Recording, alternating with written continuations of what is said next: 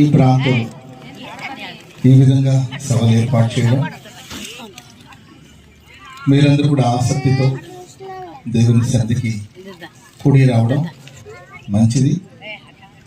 దేవుడు ఈ ప్రశస్త రాత్రి మీ జీవితంలో ఘనమైన కార్యాలు జరిగించుగాక. సభ ఈ రోజునే కాకుండా రేపటి రోజు కూడా జరుగుతుంది. పరిపాలక జగత్